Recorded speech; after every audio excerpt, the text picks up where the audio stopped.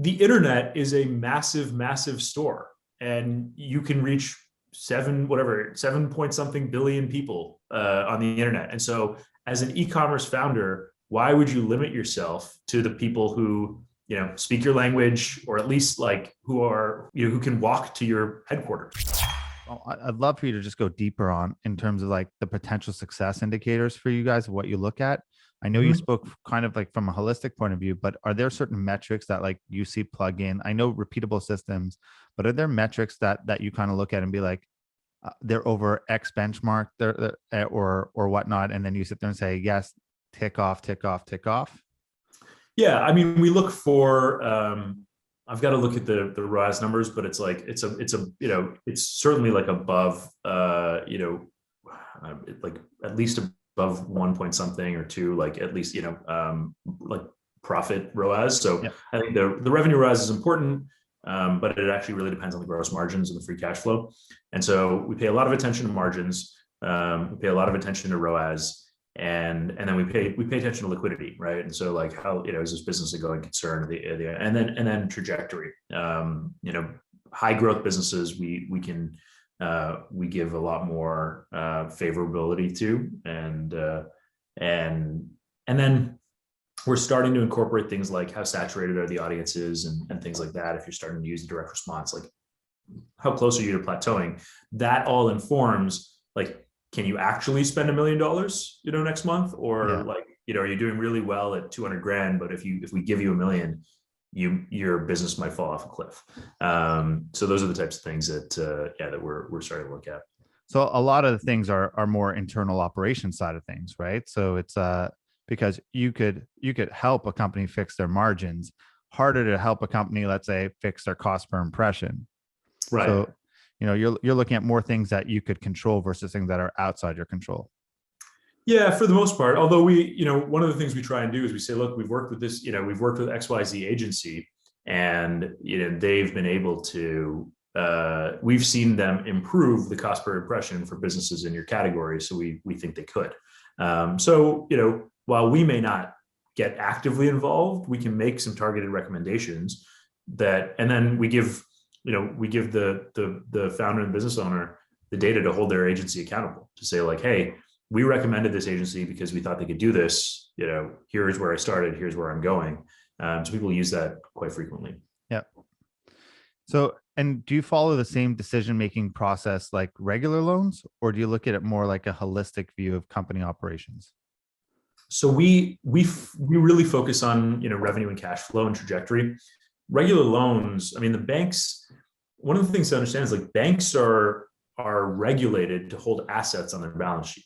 And so most e-commerce businesses don't have a lot of assets. They're not going to value your inventory as an asset. They're probably not going to value your brand or customer lists as assets. So what they'll typically look for is a personal guarantee from the founder. So if you own your home or, investment portfolio or something. And I think this is one of the things that allows banks to give very low rates, because they're not really taking any risk on your business. They're basically like, if your business fails, we got your house stuff. Yeah, exactly. And so that's one of the things that was really important to us, was like not having a personal guarantee in any of our agreements. So our rates are going to be higher than things that take all asset liens, personal guarantees, because we don't really look at the assets of the business. We're not going to be in the business of seizing assets and liquidating them to get our money back, right? We're just going to be in the business of trying to help you grow your top line revenue. Got it. And so I guess we'll part with this one. We'll kind of wrap up with this thought. If you're an e-commerce business listening right now, what's your advice to them on being able to successfully grow their business based off everything you've seen across so many different businesses? I know that's a loaded question, but the best ability, to your best ability, as tactical as possible, what should they be looking at? How should they be viewing their company? And what are the important things to focus on right now? Yeah, I would say one of the big opportunities, so it depends on the stage, depends on your scale, but I would say start to think about omnichannel and global probably earlier than you're comfortable. I think a lot of e-com businesses, even the omnichannel ones, they start to rely on like, well, I had a relationship with this local retailer, so I started to do wholesale, or, I posted on my Instagram, my friends started sharing. And so like they're e-com businesses, but if you look at their customer footprint, they look like a brick and mortar business. I think this is where there's a massive opportunity for the people to figure this out and start to figure out like, hey, there's pockets of people in the UK or Germany or I don't want to interrupt, but what you said was so powerful. I want you to just dive a bit deeper. When you say you look at their customer footprints, it looks like a brick and mortar business. Can you just unpack that? Because I love that you said that, and I don't want that to get lost in everything you're saying.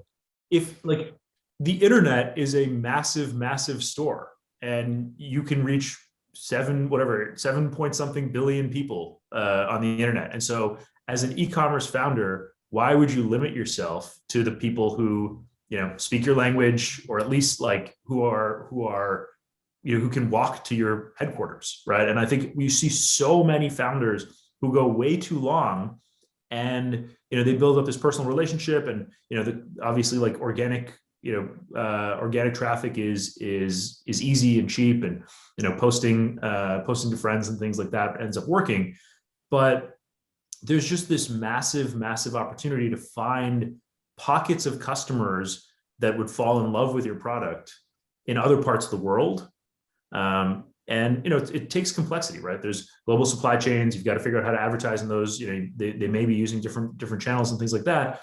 But this is one of the areas we try and help people think through is, how do I think about myself as a global business? If you have ambitions to be a sizable brand, how do you think about yourself as a global business?